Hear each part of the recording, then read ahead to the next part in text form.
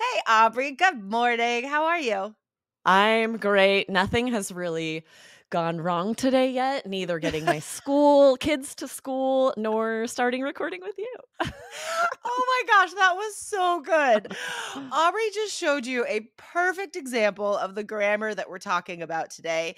I thought of this idea a couple weeks ago because I heard somebody say this sentence on a podcast, and I was like, what what an advanced sounding sentence. Like the person that said it sounded so eloquent and grammatically capable that I was like, "Oh, we have to teach this structure to our IELTS students to increase their grammar score." So, can you highlight the structure that you just showed us? That's very elevated. You're using negatives here. It's going to start with a word like nobody, nowhere, never. And then the second part of the sentence, you use neither nor or neither nor. Both pronunciations are accurate. One is maybe more common in the UK, neither. I kind of say both interchangeably, both are correct.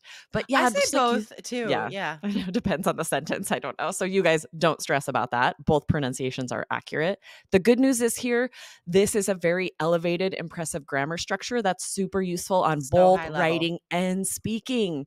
Mhm. And yeah, if you can master this, you're going to impress the examiner and it could definitely improve that grammar score.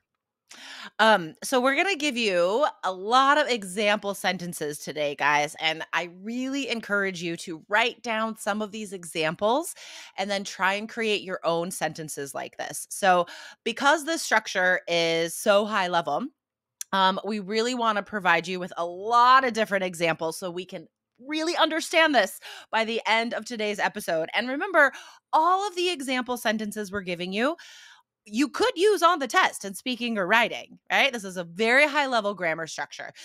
So the sentence that I heard on a podcast, it was talking about a movie that had been made out of a Stephen King novel.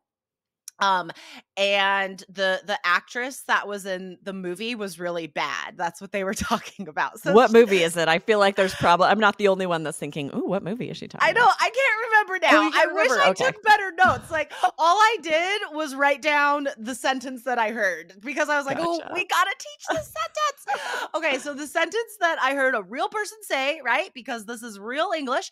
This person said, "Nobody benefited from her performance, neither author nor audience."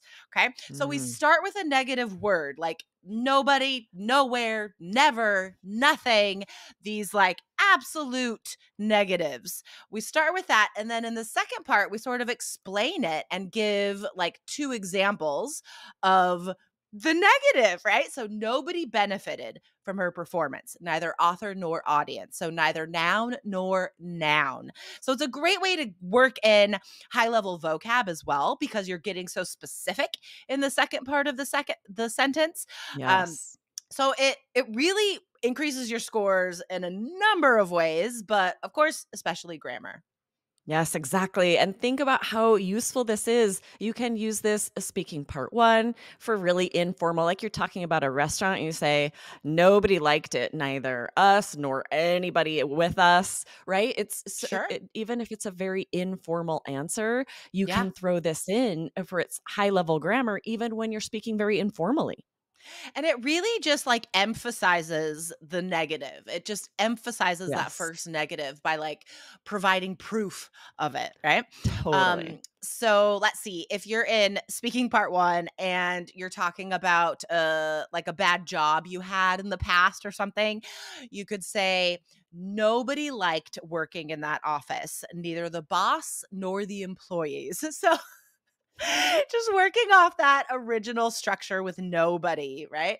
Yes. And remember, like you can be negative on the test. That's okay. Not everything in life is great. So be yourself, be honest. If you had a job in the past that was terrible, you could talk about it, and you could use this structure.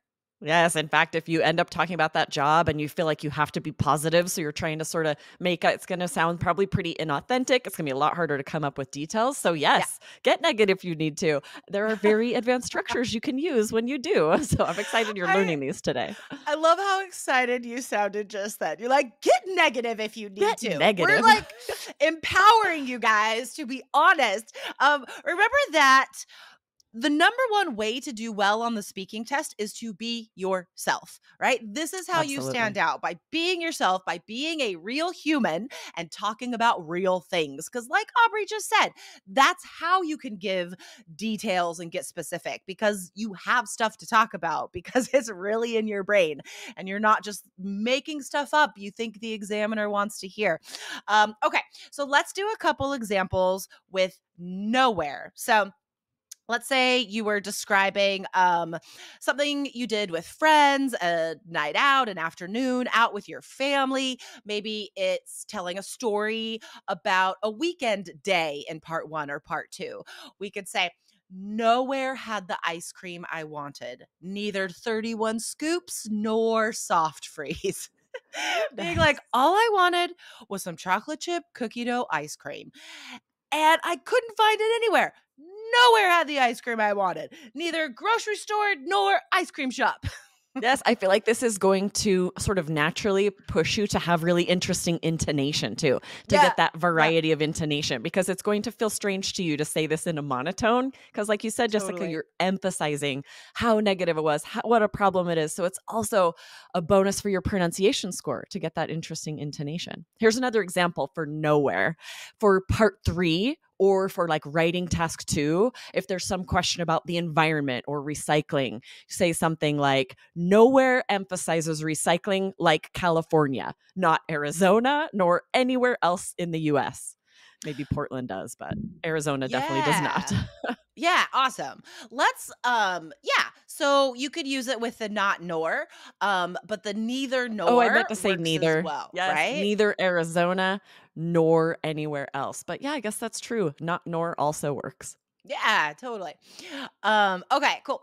So we have a couple of examples with never as well. So remember, we're giving you two example sentences for each type. So we're providing examples for nobody, nowhere, never, and nothing.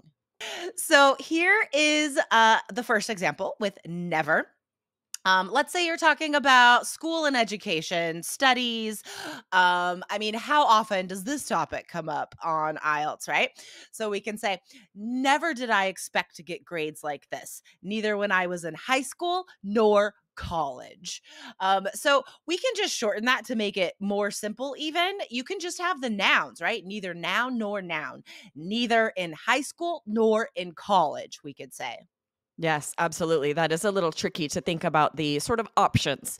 You don't always need an article, like our very first example, neither author nor audience, right? You could say neither the author nor the audience. Sure. There is some flexibility here, so that's nice. You can be a little less stressed about what's accurate grammatically. Yep. Awesome. All right. Here's another example. Never would I guess flights would be this cheap, neither to Europe nor anywhere else. That's That's always good awesome. when you get a cheap flight when you're going on a trip, but think about this as such a great example for lots of different speaking part 2 questions about travel or part 1, right? You wanna get into those details about, was the flight cheap, where you're going, this would be a great sentence for that. I love these structures with never, because these are actually very positive. So we're not sharing negative Mm. news here, right? So this is emphasizing how great something is. So you could say, never did I expect, or never did I guess, never did I think. So these are such great examples. Never did I think that the IELTS examiner would be so fantastic. Neither my test in May nor my test in June. Yeah, good point, right? You're not it would be kind of a bummer if this grammar structure were limited to only negative things. This one's very Yeah. useful when you're emphasizing how positive something. Never did I think it would be this amazing. So yeah, that's a really good point. You can also use this for positive sentences too. All right, so now we have 2 example sentences with nothing. All right, here's the first one, guys. Nothing worked to improve my English. Neither textbooks nor in person class. That's why you guys are smart and you're listening to podcasts like us. You're doing a lot of stuff to improve your English in your own time, reading newspapers, watching movies. That's all the stuff that works, right? Yes, right. Um, Never did I expect I would find such an amazing podcast as IELTS Energy. Oh, so positive. You could definitely say that on your IELTS test. Yeah, please. Spread the good word, guys. Yes. All right, last example, guys. So this is a great example of something you could use in speaking part 2 when they're asking you to tell stories. I think it's always easier to tell a story about like a disaster. I feel like there's a lot of details you could give I feel and like you it remember it really more clearly, right? yeah, exactly, totally. It's a lot more vivid in your mind. Yes. Unfortunately, that's how our brains store things. Um, and I think it lends itself towards more intonation and emotion coming out too, because you're like exasperated, you're disappointed, So here's a good Totally. example, guys. Nothing went right on that trip. Neither the hotel nor the tours we booked. So that would be a great like summary sentence. Yes, absolutely, right? Whatever answer, if anything, when something went a little bit wrong, end with this, right? Nothing went right. And then share 2 things that were bad, right? Especially if it could be 2 new things to pull out even more details, even more vocabulary. You know what I just thought of? This would also be a fantastic sentence for a general training task 1 letter Oh, to yes. introduce, because there's always like, write a complaint letter, write to the hotel and say why your stay was terrible, write to the airlines and say what went wrong with your flight. I think this is a common type of letter. So this would be perfect for the introduction. Just like lay it out. These are the 2 problems I'm going to talk about, right? And then you talk about the terrible room in paragraph 1 and the terrible people that worked there in paragraph 2. Yes, and as a bonus, it's making me realize that no one would also be great. Imagine you're writing a complaint letter about an airlines service to say something like, "No one helped me, neither the stewardess nor the Yeah. pilot," right? So then you can also share details about individuals, right? If something went wrong with service. Totally. Yeah, guys, this would be a really great exercise for you the next time you're taking notes or writing or recording yourself speaking. If you hear yourself say nobody, nowhere, or no one, see if you can extend that into this structure because I'm sure you can, right? You just have to give 2 examples of the nowhere, nobody, no one.